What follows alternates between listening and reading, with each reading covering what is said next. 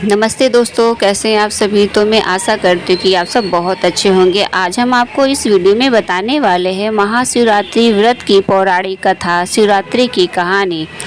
तो महाशिवरात्रि का पावन पर्व न केवल भगवान शिव और माता पार्वती के विवाह के उपलक्ष्य में मनाया जाता है, बल्कि इसके पीछे कई पौराणिक कथाएं भी छिपी हुई हैं। शिव पुराण की कोटि रुद्र संहिता में वर्णित एक प्रमुख कथा एक भील शिकारी गुरु ध्रुव की है।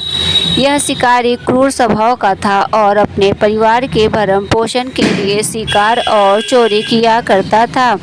एक बार महाशिवरात्रि के दिन जब उसका परिवार भूख से व्याकुल था, वह शिकार की खोज में जंगल निकला। दिन भर भटकने के बाद भी उसे कुछ हाथ नहीं लगा और वह रात के समय एक जलाशय के किनारे बेल के पेड़ पर चढ़कर शिकार का इंतजार करने लगा। उस जलाशय के किनारे बेल के पेड़ के नीचे एक शिवलिंग स्थापित था, जिसके बारे में शिकारी को कोई जानकारी नहीं थी। रात के पहले प्रहर में जब एक प्यासी हिरनी वहां आई तो शिकारी ने उसे मारने के लिए धनुष ताना। ऐसा करते समय उसके हाथ के धक्के से कुछ बेलपत्र और जल शिवलिंग पर गिर गए, जिससे अनजाने में ही प्रथम प्रहर की पूजा संपन्न हो गई। हिरनी के शिकारी से अपने बच्चों को सौंपने के लिए समय मांगा और सत्य की शपथ खाकर वहां से चली गई। इसी तरह दूसरे और तीसरी प्रहर में भी दो अन्य हिरण वहां आए और शिकारी द्वारा धनुष साधते समय अनजाने में शिवलिंग पर बेलपत्र और जल गिरने से शिव की दूसरी और तीसरी प्रहर की पूजा भी पूरी हो गई। पूर्व काल में चित्रभानु नामक एक शिकारी था। जानवरों की हत्या करके वह अपने परिवार को पालन पोषण था। वह एक साहूकार का कर्जदार था, लेकिन उसका ऋण समय पर न चुका सका। क्रोधित साहूकार ने शिकारी को शिवमठ में बंदी बना लिया। संयोग से उस दिन शिवरात्रि थी। शिकारी ध्यान मग्न होकर शिव संबंधी धार्मिक बातें सुनता रहा। चतुर्दशी को उसने शिवरात्रि व्रत की कथा भी सुनी। शाम होते ही साहूकार ने उसे अपने पास बुलाया और ऋण चुकाने के विषय में बात की। शिकारी अगले दिन सारा ऋण लौटा देने का वचन देकर बंधन से छूट गया। अपनी दिनचर्या की भांति वह जंगल में शिकार के लिए निकला, लेकिन दिन भर बंदी गृह में रहने के कारण भूख प्यास से व्याकुल था। शिकार खोजता हुआ वह बहुत दूर निकल गया। जब अंधकार हो गया तो उसने विचार किया कि रात जंगल में ही बितानी पड़ेगी। वह वन एक तालाब के किनारे एक बेलपत्र पेड़ के चढ़ कर रात बिताने का इंतजार करने लगा।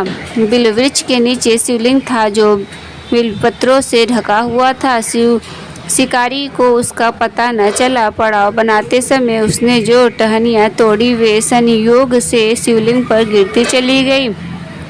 इस प्रकार दिन भर भूखे प्यास से शिकारी का व्रत भी हो गया और शिवलिंग पर बेलपत्र भी चढ़ गया। एक रात्रि बीत जाने एक ग्रामीण हिरनी तालाब में पानी पी रही थी। शिकारी ने धनुष पर तीर चढ़ाकर जो ही प्रचा खींची। हिरनी बोली, मैं गर्भवती हूँ, शीघ्र ही प्रसव करूँगी। तुम एक साथ दो जीवों की हत्या करोगे जो ठीक नहीं है। मैं बच्चे को जन्म देकर शीघ्र ही तुम्हारे समक्ष प्रस्तुत हो जाऊंगी, तब मार लेना। शिकारी ने प्रचेता ढीली कर दी और हिरनी जंगली झाड़ी में लुप्त हो गई।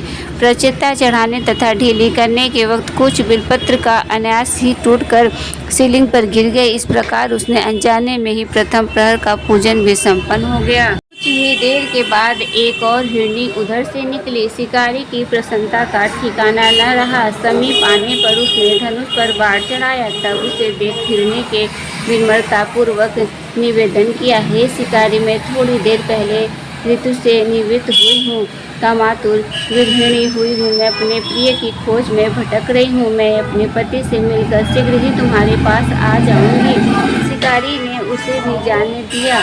2 बार शिकार को होकर उसका माथा ठगना हो चुका। चिंता में पड़ गया। रात्रि का आखिरी पहर बीत रहा था। इस बार भी धनुष से लगकर कुछ बेलपत्र शिवलिंग पर जा गिरे तथा दूसरे प्रहर की पूजन भी संपन्न हो गई। तभी एक अन्य हिरनी अपने बच्चों के साथ उधर से निकली। शिकारी के लिए एक स्वर्णिम अवसर था। उसने धनुष तर तीर चढ़ाने में देर नहीं लगाई। वह तीर छोड़ने ही वाला था कि हिरनी बोली, हे शिकारी, मैं इन 3 बच्चों को उनके पिता के हवाले करके लौट जाऊंगी, इस समय मुझे मत मारो। शिकारी हंसा और बोला, सामने आए शिकार को छोड़ दूं, मैं ऐसा मूर्ख नहीं। इससे पहले मैं 2 बार अपना शिकार खो चुका हूँ। मेरे बच्चे भूख प्यास से व्यग्र हो रहे होंगे। उत्तर में हिरनी ने फिर कहा, जैसे तुम्हें अपने बच्चों की ममता सता रही है, ठीक वैसे ही मुझे भी है शिकारी। मेरा विश्वास करो, मैं इनके पिता के पास छोड़कर तुरंत लौटने की प्रतिज्ञा करती हूँ। हिरनी का दुख भरा स्वर सुनकर शिकारी को उस पर दया आ गई। उसने उस मृग को भी जाने दिया। शिकार के अभाव में तथा भूख प्यास से व्याकुल शिकारी अनजाने में ही बेल वृक्ष पर बैठ बेलपत्र तोड़कर नीचे में फेंकता जा रहा था। पौ फटने की हुई एक हष्ट पुष्ट मृग उसी रास्ते पर आया। शिकारी ने सोच लिया कि इसका शिकार वह अवश्य करेगा। शिकारी की तनी प्रशस्त देखकर मृग विनित स्वर में बोला, हे शिकारी, यदि तुमने मुझे अपने पूर्व आने वाली 3 वीर तथा छोटे छोटे बच्चों को मार डाला है, तो मुझे भी मारने में विलम्ब न करो, ताकि मुझे उनके वियोग में एक क्षण भी दुख न सहना पड़े। मैं उन हिरनियों का पति हूँ। यदि तुमने उन्हें जीवन दान दिया हो तो मुझे भी कुछ क्षण का जीवन देने की कृपा करो। मैं उनसे मिलकर तुम्हारे समक्ष उपस्थित हो जाऊंगा। मृग की बात सुनते ही शिकारी के सामने पूरी रात घटना चक्र घूम गया। उसने सारी कथा मृग को सुना दी। तब मृग ने कहा, मेरी 3 पत्नियां जिस प्रकार प्रतिज्ञाबद्ध होकर गई है, मेरी मृत्यु से पहले धर्म का पालन नहीं कर पाएंगी। अतः जैसे तुमने उन्हें विश्वास पत्र मानकर छोड़ा है, वैसे ही मुझे भी जाने दो। मैं उन सब के साथ तुम्हारे सामने शीघ्र ही उपस्थित होता हूँ। शिकारी ने उसे भी जाने दिया। इस प्रकार प्रातः हो आई उपवास, रात्रि जागरण तथा शिवलिंग पर बेलपत्र चढ़ने से अनजाने में ही पर शिवरात्रि की पूजा पूर्ण हो गई। पर अनजाने में ही की गई पूजन का परिणाम उसे तत्काल मिला। शिकारी का हिंसक हृदय निर्मल हो गया, उसमें भगवत शक्ति का वास हो गया। थोड़ी ही देर बाद वह मृग सपरिवार शिकारी के समक्ष उपस्थित हो गया, ताकि वह उनका शिकार कर सके। किंतु जंगली पशुओं की ऐसी सत्यता, सत्वाविका एवं सामूहिक प्रेम भावना देखकर शिकारी को बड़ी ग्लानि हुई। उसने मृग परिवार को जीवन दान दे दिया। अनजाने में शिवरात्रि के व्रत का पालन करने पर भी शिकारी को मोक्ष की प्राप्ति हुई। जब मृत्यु काल में यमदूत उसके जीव को ले जाने आए तो शिव गणों ने उन्हें वापस भेज दिया तथा शिकारी को शिवलोक ले गए। शिव जी की कृपा से ही अपने इस जन्म में राजा चित्रभानु अपने पिछले जन्म को याद रख पाए तथा महाशिवरात्रि के महत्व को जानकर उसका अगला जन्म भी पालन कर जाए। शिकारी की कथानुसार महादेव को अनजाने में किए गए व्रत का भी फल देते हैं, पर वास्तव में महादेव शिकारी की दया भाव से प्रसन्न हुए। अपने परिवार के कष्ट का ध्यान होते हुए भी शिकारी ने मृग परिवार को जाने दिया। यह करुणा ही वस्तुतः उस शिकारी को उन पंडितों एवं पुजारियों से उत्कृष्ट बना देती है, जो कि सिर्फ रात्रि जागरण, उपवास एवं दूध, दही, बेलपत्र आदि द्वारा शिव को प्रसन्न कर लेना चाहते हैं।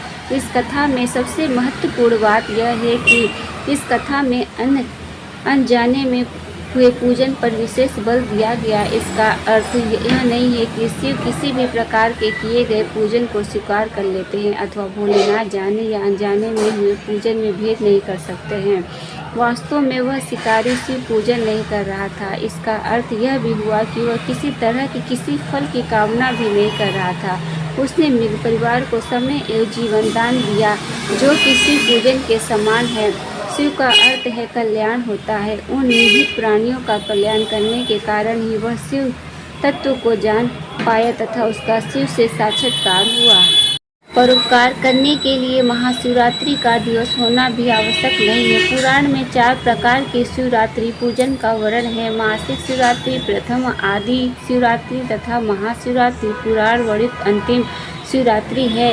नित्य शिवरात्रि वस्तु प्रत्येक रात्रि में शिवरात्रि है। अगर हम उन परम कल्याणकारी वासु भगवान में स्वयं को लीन कर दे तथा कल्याण मार्ग को अनुसरण करें, वही शिवरात्रि का सच्चा व्रत है। तो दोस्तों, हमारे द्वारा दी गई कहानी आपको कैसी लगी कृपया कमेंट बॉक्स में ज़रूर बताएं। वीडियो पसंद आए तो वीडियो को लाइक करें और चैनल को सब्सक्राइब करना ना भूलें। फिर मिलते हैं नेक्स्ट वीडियो में, तब तक के लिए धन्यवाद।